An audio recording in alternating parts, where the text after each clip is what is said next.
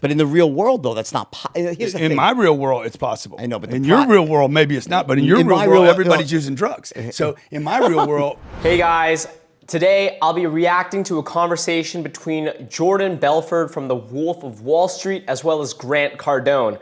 This was a little bit of a controversial conversation, apparently. They got into a little bit of an argument talking about sales philosophy, and also it's just two massive egos in the same room together. So I'm really curious to see what it is that they argued about. So my name is Lloyd Yip. I'm the founder and CEO of Attract and Scale, and I've helped over 130 plus companies around the world build better sales processes and high-performing sales teams, as well as hundreds more individual sales reps just improve their own sales skills and income. So hopefully what I'll be sharing with you today is going to be helpful and educational. If you haven't already liked and subscribed or hit that notification bell, please do so that you stay notified of additional epic content that's going to be coming out. So with that being said, let's get straight into it.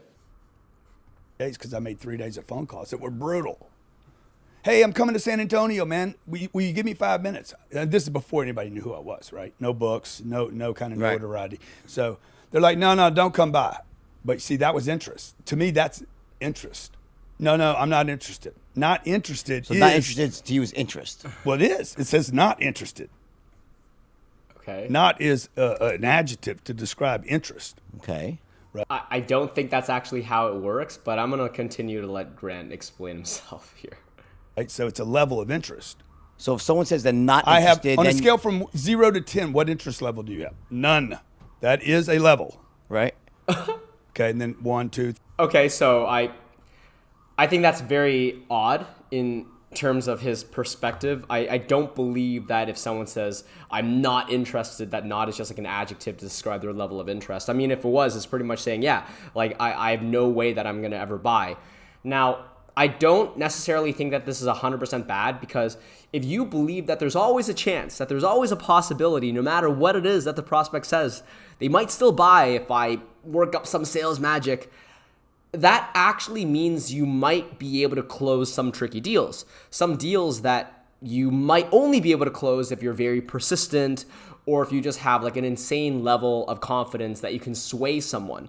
But I think the reality is, most of the time, if you go after a prospect which says they're incredibly uninterested, you're usually just going to end up wasting a ton of time. And listen, as an entrepreneur or as a salesperson, you only have so much time. Would you rather spend that time talking to 10 leads, 9 of which are pretty much telling you to leave and go away? Or would you rather talk to 10 leads of which most are actually kind of keen to learn more?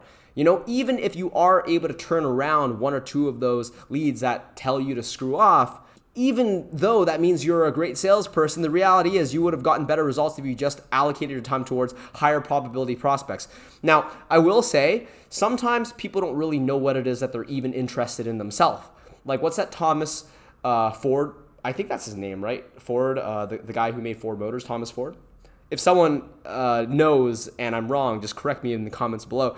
But he said, like, listen, if you ask people what it is that they want, they would have told me to just give me them a faster horse. But then I invented a car. They didn't know that they wanted that. So sometimes you actually just have to show people that they have a problem that they didn't even realize existed. And if you can show them that, hey, like, here's this way that you can improve your life that you didn't even realize. Here's a problem that you actually had that you didn't notice. And then here's a product that actually plugs in with that gap.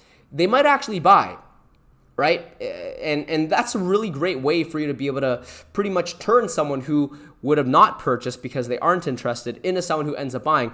But that's actually much harder than to just take someone who's already in the market for something and you just got to convince them that your offer is the right one. So I like his mindset, but at the same time, I don't think that it's actually super conducive to being as efficient of a salesperson as possible. 2, 3, 4, 5. You with me? A few minutes ago, he didn't know he didn't know he had no interest. At least I'm on it. You see what I'm saying? You get it? Well, I wouldn't do that. I disagree with that. But I'm not saying that reasonable minds could differ. I would. Yeah. I'm more about hitting massive numbers. I would move on to the next guy. Well, the problem I see is with salespeople, a lot of people, they have a fear of cold calling. Yeah. So they'll use as an excuse to not cold call, to talk to someone for too long they know is not going to buy. They get into casual conversations. They go to fuck. It's true. I've done that before. Definitely, there have been moments in which I just would talk to this one person on the phone because they were really nice to me, because I knew that as soon as I got off, I would need to do the hard work and get rejected again and again. Not just in sales. Like sometimes when I was younger, I would go to the bar and I wasn't super confident talking to women. So if I talked to one woman who I wasn't even attracted to, if they were nice to me, I would have just stuck with her for a while, despite seeing a ton of other girls that I would prefer to talk to, right? I think it is a better mentality to be like, you know what? This is my goal. I'm going to hit as many numbers as I can in order to hit my goal, even if that means I get rejected, because ultimately that's the name of the game. It's still a numbers game. So I do agree with Jordan here. Fucking Pluto. Yeah, and well, they don't pick up next call. So that's what bothers me yeah. about doing that. Yeah, well, then they're not trained. Because they shouldn't be having casual conversations. We shouldn't be talking about the weather and sports and right, politics. but you know, in the absence of 24/7 supervision, that's what salespeople do. They do. Well, there should be 24 hours. There should be 24/7 supervision. They should be. I mean, I don't know if there should be 24/7 supervision. I think great salespeople aren't going to want to be micromanaged. Great salespeople are good enough that their managers should just trust them to do a great job. And if you trust them to do a great job, they will go and they will do a great job. Whereas actually looking over their shoulder constantly, it just gives a culture of just like lack of trust, I guess. And that actually will hurt your overall performance. That being said, if you're working with like a bunch of new reps who've never done sales before, yeah, they're going to need a lot of hand-holding. They're going to need a lot of babysitting, especially with appointment setters or SDRs.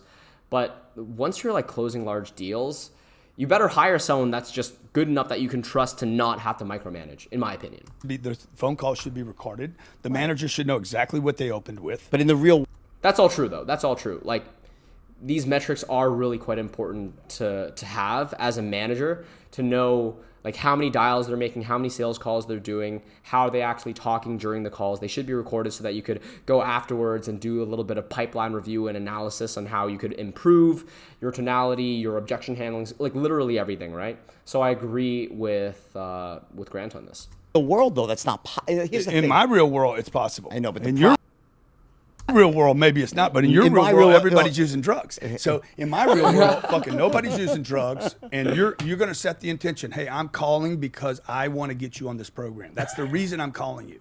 Okay, so I'm you're with Grant you're- Cardone. Let me Grant- understand. I understand. Yeah, Stop. hang on a second. No Grant- one's having ineffective conversations in your ever or any company you train.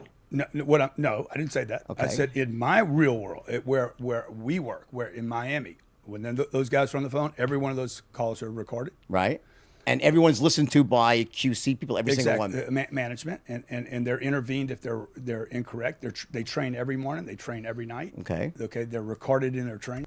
Everything that he's saying, I mean, first of all, I do have to say, you put two massive egos in the same room, and it ends up being like a dick measuring contest, and it's kind of hilarious because I don't know two people with larger egos in this space than probably Grant Cardone. And honestly, it's weird because I feel as though Jordan Belfort doesn't have as big of an ego as Grant's, despite his entire reputation.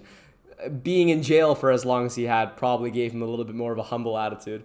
But I agree with Grant here, though. Like quality control, role plays, call review training, making that a part of the process. Yeah, it's that type of stuff is what allows your sales team to perform well. Trainings, and they're corrected. And if once they correct, their numbers, their statistics will go up. It's true. Look, if the program works, the stats should go up. Period. Like, just because you're getting training education, and if it's not moving the graph, like what kind of training is that?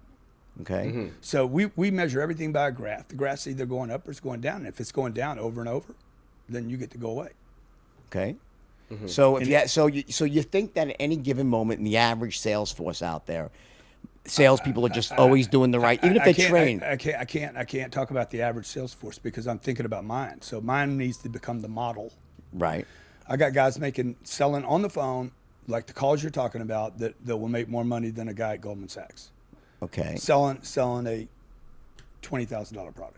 Right. But listen, in all due respect, buddy, I've trained millions of. In all due respect, buddy. Yeah, like a little bit of the snarkiness from Jordan's coming out as well.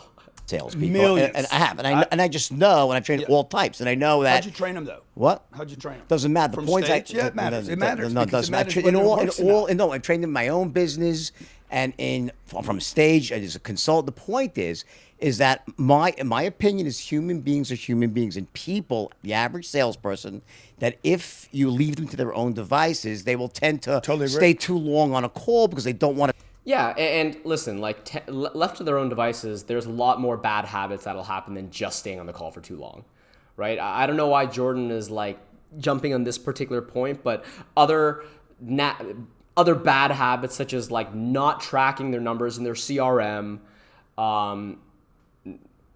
not following up, all of those things happen because they're not sexy, right? Like I actually have this video which is all about like the not sexy things in sales, and reps will oftentimes just forget about doing these things because it's just not the most glamorous part of the job, but those things contribute directly to your revenue, to your income, to your sales, and if you're a sales manager, that matters to you as well. But they're often forgotten about. So definitely check out this video because it goes into the things that are most easily forgotten, which I think are actually really quite important. Want to pick up the phone and dial. Next one, make a call. Exactly. No, if you get them to make calls, but they'll still stay too long, so you want to rein them in. Yeah, but then you would look at, then somebody's not managing that guy because you would look at number of calls, not just calls. Like talk time that equates to nothing means somebody doesn't know what they're doing. Right. So it's not, you don't leave human beings up to their own devices. Well, the thing is, though, you don't leave them. Like if you when you have a commission structure, right? You want to obviously create an incentive plan that motivates people. You don't want to disincentivize people, right? So you want to motivate people with certain things. You want to set them up to succeed, right? Yeah, and I don't know what it is that Grant is gonna say in a second, but I agree with what Jordan is mentioning. Like commission plans are meant to incentivize. Charlie Munger, who's Warren Buffett's business partner at I can't believe I'm forgetting the Berkshire Hathaway, right? $1 billion company, one of the most, largest market cap companies in the world. He actually said, show me the incentive and I'll show you the outcome. Pretty much in layman's terms, that just means like, hey, the way that you're going to pay someone based on what parameters is going to be ultimately what dictates how the end performance is going to be. So if you have a commission plan, which is like really weak because no matter how much they close, they only get a very small bonus, and most of their pay is going to be based on some sort of baseline, stabilized salary. They're not going to perform very well because there's just not that incentive. Whereas if you make it 100% commission model, you might actually have much more motivated people, but you might also lose a little bit because it's so risky that a lot of people don't even want that job. And then depending on the way in which you incentivize, right? Like let's say you incentivize an appointment setter based off of just meetings that they're booking, but nothing else. Like you might actually get them to ultimately book a ton of meetings, but they're not very good meetings because you're rewarding them just for volume. Instead, you might want to change the commission model so that like, hey, I'm rewarding you not just on any meeting, but on meetings that are qualified. So now the rep knows I can't just fill up the calendar with a bunch of bad meetings because I don't get paid for every meeting. I only get paid for good meetings. So it is important to put a lot of thought into your commission plan so that you're actually paying reps in a way which gets them to perform at their best. It starts with your management. It starts with your strategy. I actually have another video just about how to create a really great commission plan for your sales team. So check it out if you're interested in that type of stuff. I want to make sure they're successful. Right, you want to set them on and give them the best chance of success, right? So my point is that when I have someone on a phone, when I train them, is that if my belief is that people have a tendency, I think you agree with this, that in the absence of intervention, they'll talk too long to someone who's not going to buy. That's my belief. Do you agree with that or disagree with that? I agree that they would, yes. Okay, good. So then my point is that, so I try to instill procedures to stop them, to know when do you know, because some people, they're just not natural salespeople. I am. No, nobody's a natural salesperson. Well, I was a natural salesperson. Okay. I was. Interesting. I do think that there are some people who are just naturally charismatic. They're naturally great at persuading. They're naturally just good in terms of expressiveness and extrovertedness. But I don't think that's the majority of the people. I do feel as though most people have to learn. It's even like stand-up comedy. I know it's a bit of a random comparison. I actually have tried my hand at stand-up comedy. It went very badly.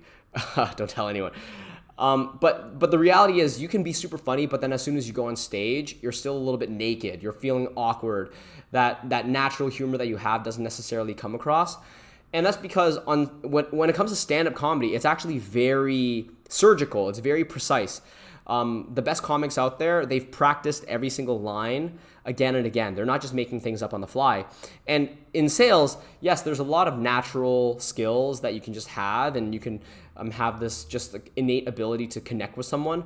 But a lot of sales is like a technique, and it's specific tactics and understanding a script and understanding your offer and your audience. A lot of it needs to be taught. So for me, I actually got a lot of practice from doing door-to-door. I read books, I listened to podcasts, and that helped me, despite me being a natural introvert who literally in grade 3, I won an award at the end of the year in my yearbook of quietest kid in class award, which is like the most bizarre award to give to a kid in class. The fact that I still remember it means I must have been traumatized somehow, my self-esteem, my ego.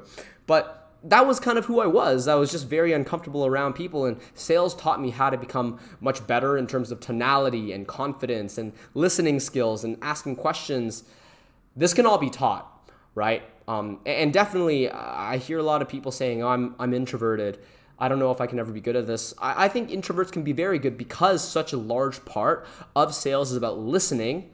But at the end of the day, it's just like practice. And not so different from any other skill, really. And I've ran to many over the years. They were naturals, right? Yeah. Many aren't. How many have you run into? Countless Can't people. Count them. Countless natural sales. count And them. also, there's a whole barometer in between, right? The point is that what I always And that's what it is. Like, it's the barometer in between, and that's the majority of where people lie. even with naturals, even myself, that if without conscious forethought, you'll tend to extend the call longer than you should I don't know why he's because still you on don't this want to point. pick up that phone. And it's like human nature on some levels, psychology. Yeah. What do you think about that?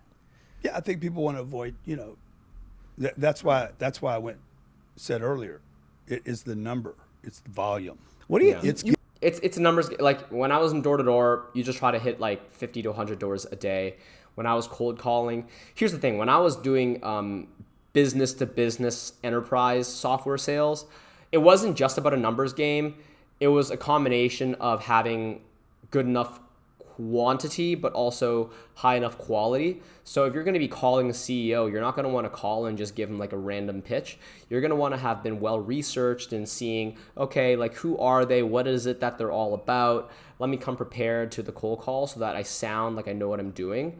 So it depends on your offer. If you're selling something which is like a super high volume, you want to just like do 100 to 200 dials a day. But then if you're doing something very expensive, you can probably afford to lower the volume just to make sure that your conversations are going much more cohesively and effectively during the chat.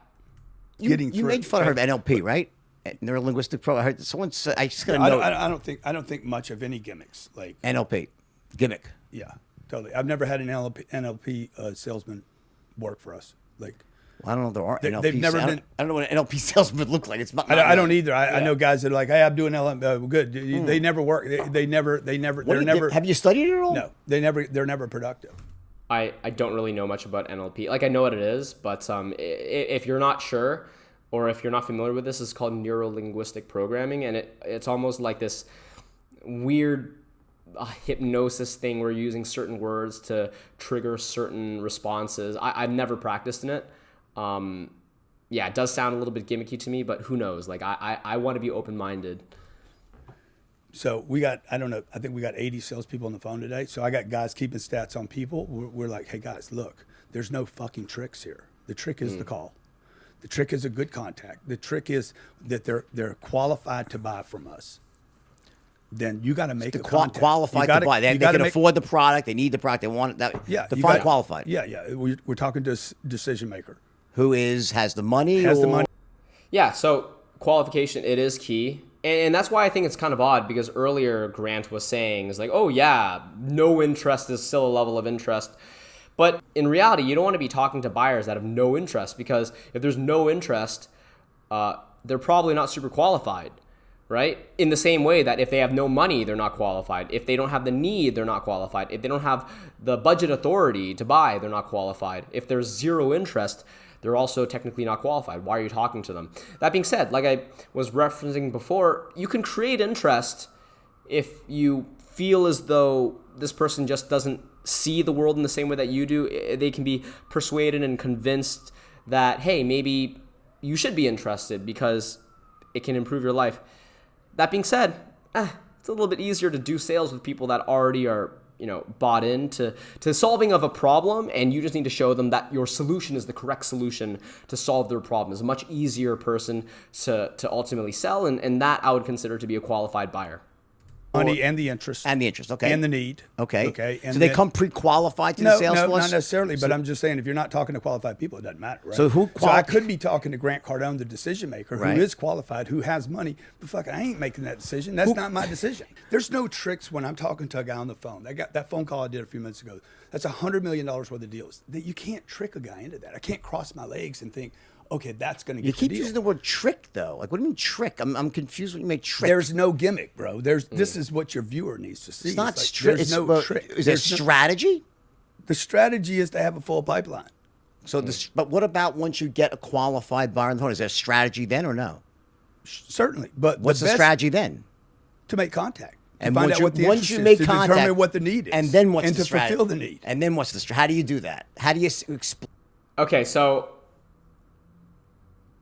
it's funny because I think Grant is oversimplifying sales a lot here. It's like, oh, once you have the lead, the strategy is just pick up the phone and call them. It's like, well, no, you still have to talk on the phone in the appropriate way. You need to do discovery properly. You got to make sure that you're pitching in a way which is actually relevant to the prospect. You got to make sure that you can overcome any objections that come up. You got to, especially if you're selling to larger teams like enterprise organizations, you got to learn how to sell to multiple stakeholders. Even in smaller teams, right? Like if you're selling to a person who has a business partner or someone who has a spouse, to be able to manage, okay, like not only do I need to get this person on the phone to agree, but I got to get someone else that's not on the phone to agree. There's a lot more strategy that comes into this, especially in negotiations. Like once you get to needing to talk about dollars and cents, how do you negotiate that? So definitely Grant is oversimplifying it here, but let's see what it is that he's going to say. How do you explain that? You don't explain it. You tell people what you want to do. You tell, hey, I want you to buy my product. Okay. Okay. Also, not how you would close a deal. It's like you pick up the phone. Let's say you have a really qualified lead, like what Grant is saying. Have a bunch of qualified leads who have the need, who have the budget, who have the authority, et cetera, et cetera. You pick up the phone. You're not just going to be like, hey, I have this thing. Can you buy it? It's like, no, you need to understand what their needs are. You got to then share with them, hey, here's how we can make your life better. Because at the end of the day, people don't care about you and what you have to sell. They care about their own problems and whether or not you can actually add value to their life. So how do you actually bridge that gap? And that takes strategy. So this is a gross oversimplification. How do you explain that? You don't explain it. You tell people what you want to do. You tell, hey, I want you to buy my product. Okay, here's my product. This is what my product does. This is what my product costs. That should come early, by the way. This is what my product costs, okay? Does it fit your... I disagree with that. I actually don't think that you should talk about pricing really early, especially if it's expensive. Because here's what's going to happen. Someone just hears, oh, here's this thing that I don't know anything about. It's $10,000 arbitrarily. Well, they're going to freak out because they're going to think it's super expensive. And they don't even know what it is that they're getting yet. They don't understand the value of the transformation that they're going to be getting. So their immediate inclination is going to be to just get off the phone. It's like, I don't want to spend $10,000 on this thing. But what if that for the $10,000 they got a Lamborghini, right? Everyone knows that would be a great deal if you could buy a Lamborghini for $10,000, even if it just meant you were to sell it on the second market and get back like 100 or 200 grand. But the thing is, if you didn't even know what it is that you're getting, to just look at $10,000 by itself in a vacuum is freaky. So I personally think that whether you're selling SaaS software or you're selling an agency package or whatever, someone needs to really understand what value they're getting first. And when you can essentially show the value, let's say you're selling some sort of B2B lead generation offer, and you could say, hey, every single week, we can guarantee you 10 leads. Over the course of the month, that means it's 40 leads. you should probably be able to close 5 deals out of that. That means you should be able to generate, say, $20,000. I'm selling this product for $2,000. Do you think that's a good deal? Of course, they're going to say yes, right? That's a 10x return on investment. But if you just say, hey, we sell something for $2,000 and they don't even know what it is that they're getting, they're going to freak out. So I completely disagree that you want to talk about pricing super early. They do need to know pricing eventually, and preferably you want to at least understand that they are someone who could probably afford the service before you even talk to them, so that by the time you get to the $2,000, they're not going to be like, oh, wow, that's such a good offer, but I literally have no cash flow. And that's why you should probably ask, like, A, are you guys at least generating revenue right now? Do you have money to invest? Are you in a position to try to put money into your business to try to grow it? You can ask those questions to understand, generally speaking, what's their mindset when it comes to investing in an offer. But I wouldn't just right out the gate say, oh, yeah, like we're selling this $2,000, $5,000, $10,000 per month thing, because that just makes no sense. Your needs, okay? If everything I'm saying is true, does this interest you? If not today, when? Like, that's what I'm saying. There's no trick. I mean, that part's good. Like, if not today, when? Just like further discovery questions. It's good to ask those things. You just need to tell people, just be honest with people, man. I got a cup of coffee. They're expensive. It's stupid, but we provide it for you, right? It's $4. You could do this at home. Do you want it or not? No? Okay, get next. And then I need to get a funnel of people in. Okay, that's true. Like, you do want to be able to just move on. And if what he's saying is having a full pipeline is beneficial because you can just have so many leads, so much abundance, so many options to try to close, that even if someone says no, you can just be like, that's fine, move on to the next. That's great. Like, who wouldn't want to have a lot of pipeline? But listen, be efficient with your pipeline.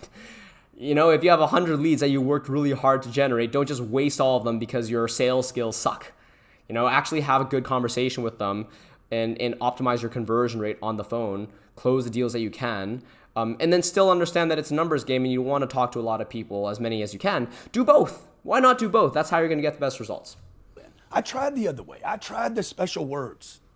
I tried that thing, looking for that holy grail. And it's not about a special thing.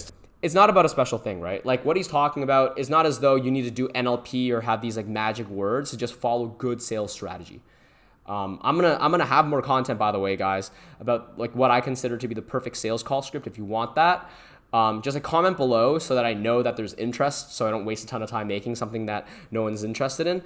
But like, you don't need a bunch of magic words like what Grant is implying here to have a really, really great conversation. Okay, you just got to know the right structure, execute it, and then still follow up on like the pipeline idea that Grant is talking about. Consistently is like, my business didn't start growing until I was like, I need to fix the top of the funnel. The marketing side. I get it. I understand that. So if I'm trying. The marketing side is important. The lead generation side is important. And the truth is, I think Grant Cardone is a brilliant marketer. Regardless of how I feel about his sales skills, at least from this video here, his sales skills seem a little bit like underwhelming. He's a brilliant marketer. People know his name. People are talking about him. He gets a lot of attention. He obviously has a great system given the volume of content that he puts out there, and people like his content clearly. So as a marketer, he's brilliant. And I think that that's why he has such a full pipeline. And then his name being as big as it is probably makes it much easier for his sales reps to actually close the deal because they've already built such a know, like, and trust factor by the time they jump on the phone, because someone who's on the call probably has seen hours and hours of Grant's content. So as a marketer, he's brilliant. But yeah, overall, I just kind of disagree with some of the things that he's talking about from a sales perspective. So with that being said, I'm going to end the video here.